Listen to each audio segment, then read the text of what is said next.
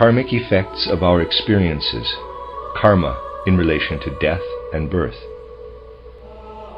As I have already pointed out on previous occasions, I will only be able to give you an outline of the great laws of karma, which might awaken your interest in this almost immeasurable field.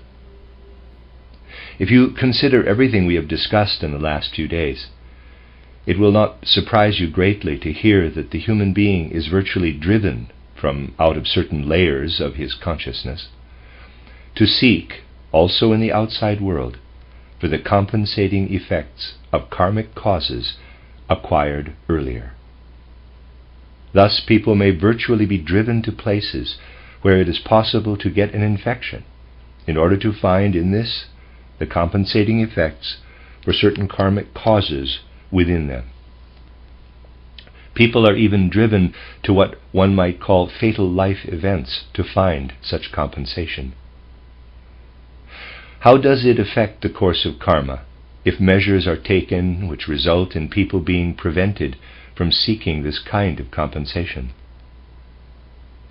Let us assume that certain causes, certain circumstances toward which someone might incline as a result of his karma, simply do not exist anymore as a result of measures of hygiene having been introduced.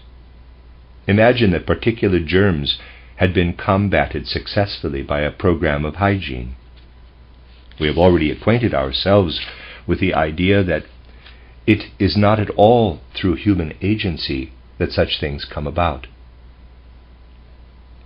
We have seen how the tendency to regulate matters of hygiene and sanitation reappears by its reversed repetition in evolution in a certain period, having disappeared in the interim.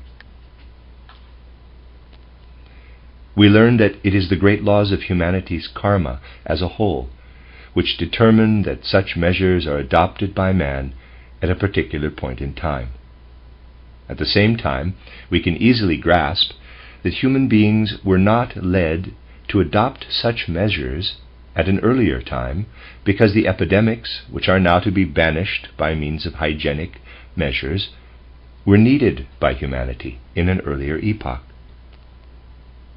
With regard to major developments in life, human evolution really is subject to definite laws, and we are not in a position to adopt such measures until they will be of significance and value for the whole of human evolution. For these measures do not spring from the fully conscious life, from the rational life between birth and death, but they spring rather from the general mind of humanity. Just call to mind how one invention or discovery or another, too, only occurs when humanity is really ready for it. A brief survey of the history of human evolution upon earth may prove useful. Let us not forget that our ancestors, that is to say our own souls, dwelt upon the old Atlantean continent in bodies quite different from the present human body. That continent was then submerged, and it was only after a definite period that the inhabitants upon the one half of the earth which had emerged were brought into contact with those of the other half. It is only recently that the peoples of Europe have been able again to reach those territories that had emerged on the other side of the submerged Atlantean continent. Indeed, such matters are ordered by great laws. The discovery of one thing or another, the adoption of measures which make it possible to intervene in the realm of karma, these things are not dependent on human beings' opinions or arbitrary decisions, but they arrive when they are due to arrive. Nevertheless, we can influence a person's karma by removing certain causes which would otherwise have existed, and which would have come to him as a karmic fulfillment. This influencing does not mean that we have removed it, but merely that we have changed its direction. Let us suppose that a certain number of people are impelled by karma to seek for certain conditions, which would represent to them a karmic compensation. Through hygienic measures, these conditions have been removed for the time being and can no longer be met. These people, however, will not be liberated from the karmic effect evoked by their inner being, but will instead be urged to seek other effects. Man cannot escape his karma. Through such measures he is not freed from that which he would otherwise have sought. From this we may conclude that if the karmic reparation is escaped in one direction, it will have to be sought in another. When we abolish certain influences, we merely create the necessity of seeking other opportunities and influences. Let us assume that many epidemics, communal causes of illness, can be traced to the fact that victims are seeking to remove what they have karmically fostered within themselves. This is the case, for instance, with smallpox, which is the organ of unlovingness. Although we may be in a position to remove the possibility of this disease, the cause of unlovingness would still remain, and the souls in question would then be forced to seek another way for karmic compensation, either in this or in another incarnation. To help you understand this, I will say a few words about something which is very significant in this context. It is a fact that at the present time a whole lot of influences and causes are removed which would otherwise have been sought for as adjustment for certain karmic matters, with which mankind had burdened itself in earlier periods. But in removing these influences, we only remove the possibility of man's succumbing to their external effects. In this way, human life is rendered more comfortable and also healthier outwardly. However, all that is achieved is that human beings now have to seek elsewhere for the karmic compensation associated with particular forms of illness. People whose health is spared in this way today are at the same time condemned to seek a karmic adjustment in another way.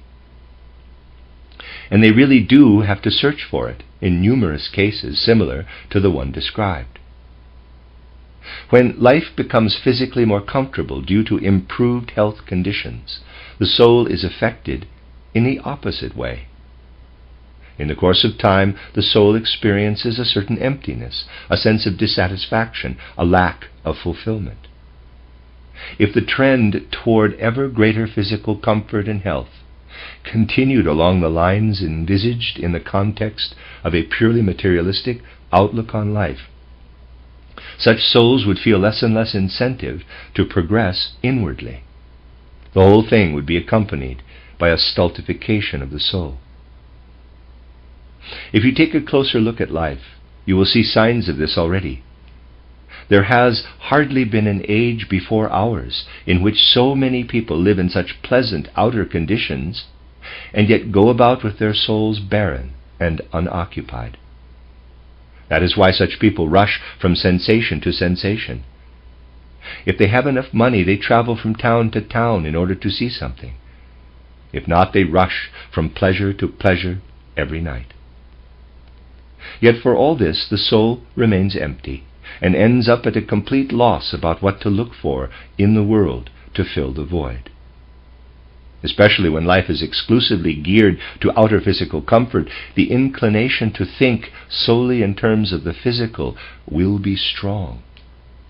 And if this inclination to deal only with the physical world had not already been prevalent for a long time, the inclination toward theoretical materialism would not have arisen to the extent we have it today. In this way, human souls are becoming more sick as physical life is rendered more healthy. Anthroposophists have least call to complain about this, since anthroposophy offers us the possibility to understand these matters and arrive at certain insights as to where compensation may be sought. Souls can only remain empty to a certain degree. Then, as if through an inherent elasticity, they are bounced to the opposite. They then seek a content related to their own souls, and will then often find how badly they need to attain to a spiritual scientific view of the world. This shows us how a materialistic approach to life may well ease things on the physical side, but will at the same time create inner difficulties, which may then lead the individual concerned to seek for the content of a spiritual view of life out of his soul's suffering.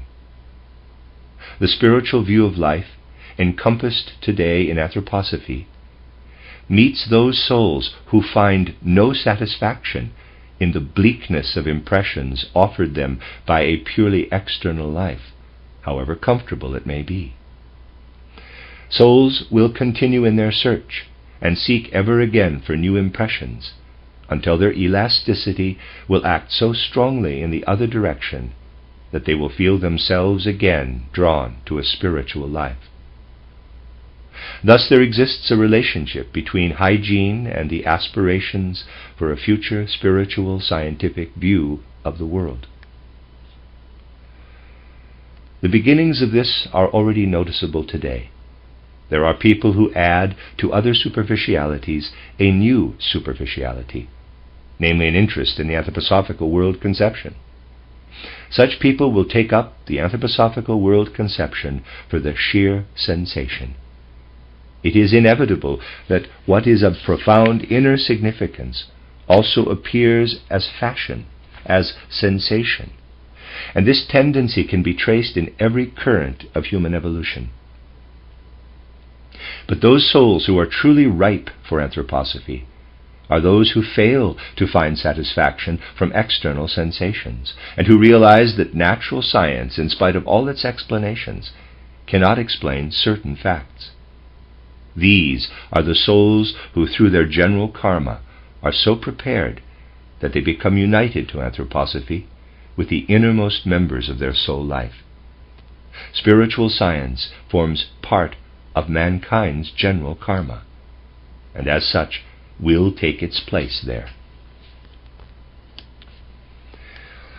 Thus the karma of human beings can be redirected to a certain extent, but its effects on human beings cannot be prevented. What we have prepared for ourselves in earlier lives is bound to be fulfilled in one way or another. We can show how logical is the working out of karma in the world by considering karma where its activity is still independent of morality, where we see it manifest in the universe without concerning itself with the moral impulses emanating from the soul of man and leading him to moral or immoral deeds. We shall set before ourselves an aspect of karma in which morality plays no part, but in which something neutral appears as a karmic link. Let us suppose that a woman lives in a certain incarnation. It cannot be denied that this woman, by reason of her sex, will undergo experiences which differ from those of a man, and that these are not merely dependent on her inner soul life, but are connected predominantly with external happenings, with circumstances in which she will find herself simply because she is a woman, and which will in turn react upon the whole of the state and disposition of her soul. It is reasonable to say that women are led to act in ways which are intimately connected with the fact of being a woman. After all, it is only in the realm of spiritual companionship that the male and the female are balanced. The further we penetrate into the pure soul nature and the outer aspect of the human being, the more accentuated we find the differences between men and women in relation to their lives. We can say that women differ from men also in certain soul qualities, that they have a greater inclination to those qualities of soul which lead to impulses that can only be termed emotional. Women are more disposed to soul experience than men. Intellectuality and materialism, in other words, that which has come about through men, are more natural to men's lives, and this deeply affects their soul life. A closer connection with the soul and the feelings in the case of the woman, and with the intellectual and materialistic in the case of the man, this is how it is actually determined by their respective natures. This is why women display certain nuances in their soul life by virtue of being female. I have already described to you how that which we experience as qualities in the soul between death and a new birth forces its way into our next bodily organization. That which is related more strongly to the psyche, to the emotions, and tends more toward the inner soul between birth and death, will have a greater tendency to enter more profoundly into the organism and to impregnate it far more intensely. And women, through their aptitude to absorb impressions related to the psyche, to the emotions, will take the experiences of life too into greater depths of soul. Men may have richer and also more scientific experiences, but these do not penetrate the man's soul life as deeply as they do in the case of a woman. The whole of the world of her experiences is deeply graven into a woman's soul. Therefore, those experiences will have a stronger tendency to work into the organism, to embrace the organism more closely in the future. In this way, a woman will, through her experiences in one incarnation, develop a tendency toward deeper intervention in the organism, and thereby toward the formation of the organism itself in the next incarnation. A deep working into and working through the organism will bring forth a male organism. A male organism appears when the forces of the soul desire to be more deeply graven into matter. You can see from this that the woman's experiences in one incarnation result in a male organism in the next incarnation. Occult teaching here shows that there is a connection which lies outside the bounds of morality. For this reason, occultism states man is woman's karma. The male organism of a later incarnation is the result of the experiences and events of a preceding female incarnation. Even at the risk of giving discomfort to some of those present here, after all, many men today are horrified at the thought of incarnating as women, I must state these facts entirely objectively. Now, how about the experiences specific to men? We shall best understand them if we base them on what has been said before.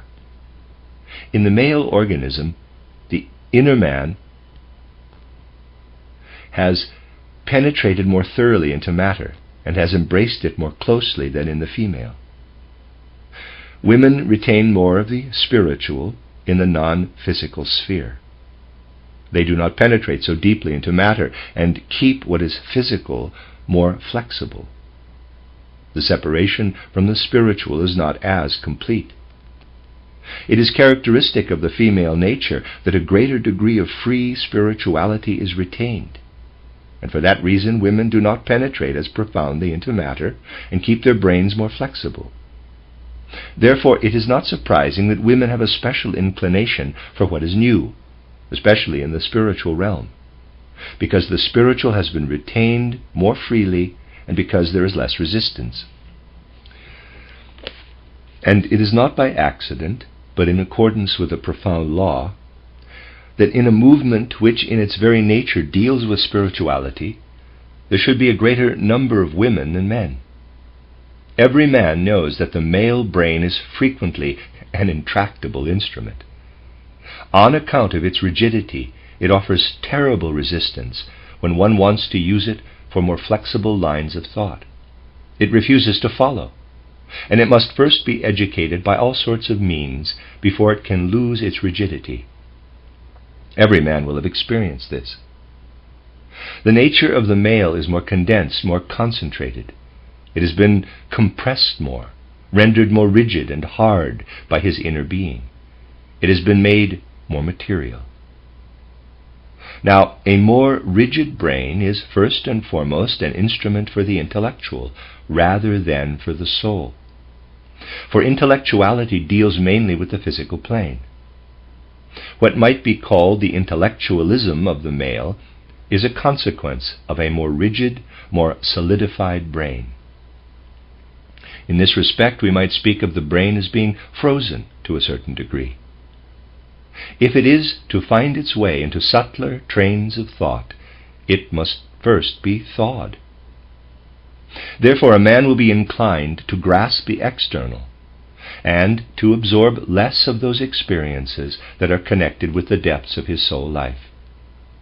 What he does absorb does not penetrate deeply. We have an external proof of this in the shallowness of external science and its comparative failure to comprehend the inner being. Although much thought is expended in a wide circumference, facts are concentrated with little thoroughness. Anyone who is compelled by their own discipline of thinking to put the facts together might experience occasional nausea at what is so bluntly presented as objective fact in the field of ordinary science. It becomes quite clear then how little depth there is. Let me quote an example of the superficiality of modern science. Let us suppose a young man is in a college where a rabid Darwinian is lecturing.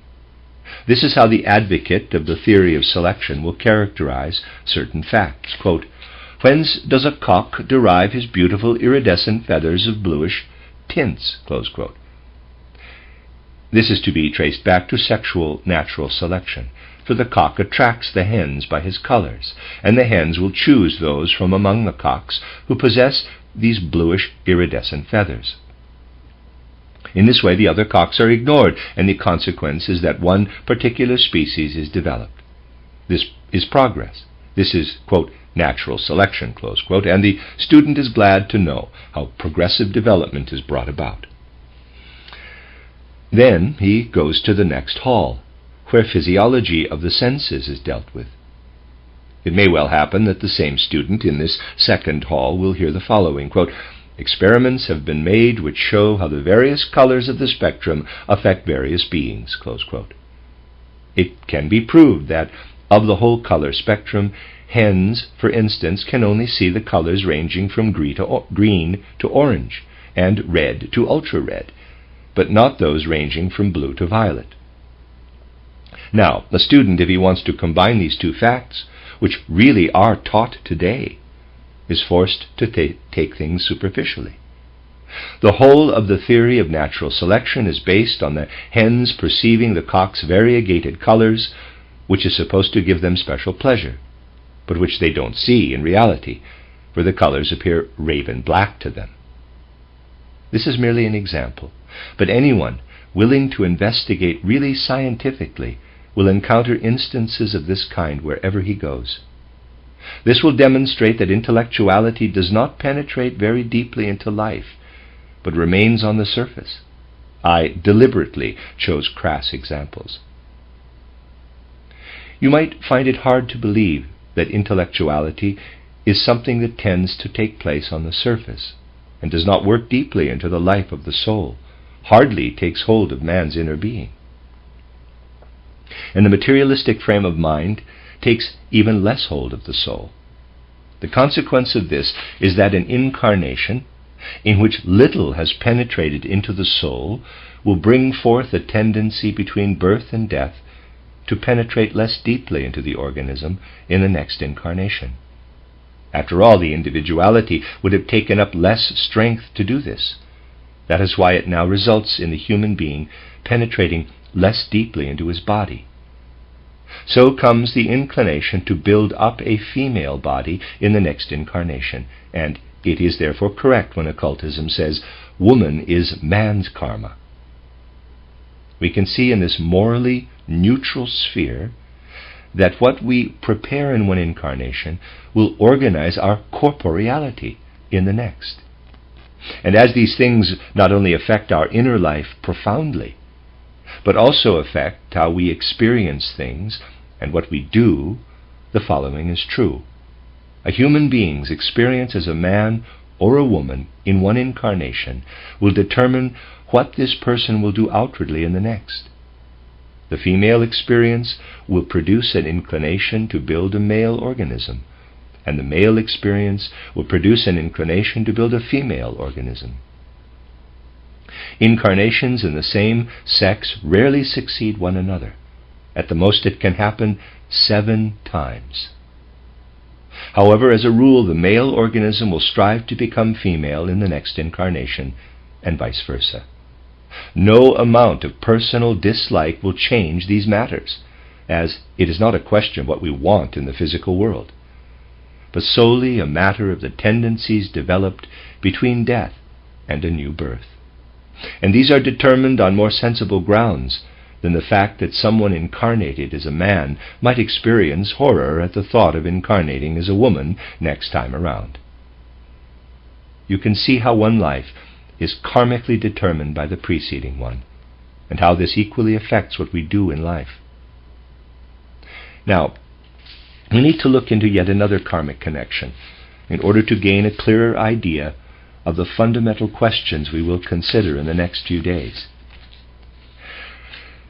Let us look back once more to a rather distant time in human evolution, the time when human beings began to incarnate on Earth. This happened in the ancient Lemurian epoch. I would ask you to recall that at first the Luciferic influence worked deeply into man, and then called forth the Ahrimanic influence. Try and present before your souls how the Luciferic influence affected human life externally. The very fact that man attained the capacity to absorb the Luciferic influence in those ancient times, in other words, to permeate his astral body with the Luciferic influence, had the effect that his astral body was inclined to penetrate far more deeply into the organism, into the material part of the physical body, and to do so in quite a different way. Through the Luciferic influence, the human being became more material. Without this influence, the human tendency to descend into the material world would have been far weaker, and man would have remained in higher spheres of existence. In other words, his outer and his inner aspects became more strongly united than they would have been without the Luciferic influence. The first effect of this more intimate connection with the material physical body was that we lost the ability to remember what happened before we took up our physical body. We entered existence by way of birth, which strongly tied us to matter. This effaced all memory of earlier experiences. The Luciferic influence made birth into an act through which our physical aspect becomes so intimately connected with the spiritual aspect that everything experienced in the spiritual world before birth is effaced. The Luciferic influence robbed us of our memory of earlier spiritual experiences. It is due to this connection with the outer physical body that we cannot look back on what happened before. That is why we depend in our life on gaining knowledge and experience from the outer world. However, it would be totally wrong to believe that we are only affected by the coarse outer substances we absorb. Besides the food we eat and the forces connected with such nutrition, all our experiences, too, affect us, even the things that flow into us through our senses. But through this coarser connection with matter, the foods, too, work differently. Imagine that the Luciferic influence had not occurred. Then everything, from the food we eat to the impressions of our senses, would work into us in a far more subtle way. We would be able to imbue everything we experience by interacting with the outside world with our experiences between death and birth. Because of the greater condensation of the physical, we also tend to absorb what is denser. This is the work of the Luciferic influence. Through the condensation of matter, the human being draws much denser matter from the world outside. This denser matter, which he draws in from outside, is of a very different quality than the otherwise less dense substance. The lower degree of density would have enabled us to retain our memories of our earlier existence. A further effect would be a sense of certainty that everything we experience between birth and death has repercussions into infinity. we would know for certain, quote, "It's true that outwardly death takes place, but everything that happens carries on working," close quote. Because we had to absorb denser matter, we brought about an intense interaction between our bodily nature and the world around us from the time of our birth onward. What is the effect of this state of interaction? All memory of the spiritual world is eclipsed from the time of our birth. And to enable us to live in the spiritual, to wake up in the spiritual world, that state has to be restored, where all that has entered into us as denser matter from outside must be taken from us again. To re-enter the spiritual world, we must wait for the time when the outer material body is taken from us. That which enters us as denser matter from the time we are born destroys our human corporeality step by step. Our bodily matter is gradually destroyed by all that enters us in this way until the destruction is so complete that the body can exist no longer. From the time we are born, we take up matter which is of greater density than we would have done without the Luciferic influence. We slowly destroy our body until it is totally unusable. This is when death occurs. This shows us that the Luciferic influence is the karmic cause of human death. If human beings were not born in this way, they could not die in this way. Or else we would face death with a certain prospect of what is to come. Death is the karmic consequence of birth. Birth and death are linked by karma. Without the kind of birth we experience today, there would not be death as we experience it today. As I have said already, we cannot refer to karma in relation to the animal as we do in relation to man. If someone stated that even for the animal, birth and death are karmically linked, he would only show that he is not aware of the very different quality of human death and animal death. What might look similar from the outside is not the same within. It is the inner experience and not the outer event which is significant in birth and death. In the case of an animal, only the generic soul or group soul experiences what takes place. For the group soul, the death of an animal is approximately the same as what you experience when you have your hair cut at the beginning of summer. Your hair will then slowly grow back. The group soul of an animal species experiences an animal's dying like the dying off of a limb which will gradually be replaced again. We can compare the group soul to the human eye. It doesn't know birth or death and has an uninterrupted awareness of what precedes birth and of what follows death. To speak of an animal's birth and death in the same way as we speak of man's would be absurd, as they are preceded by quite different causes.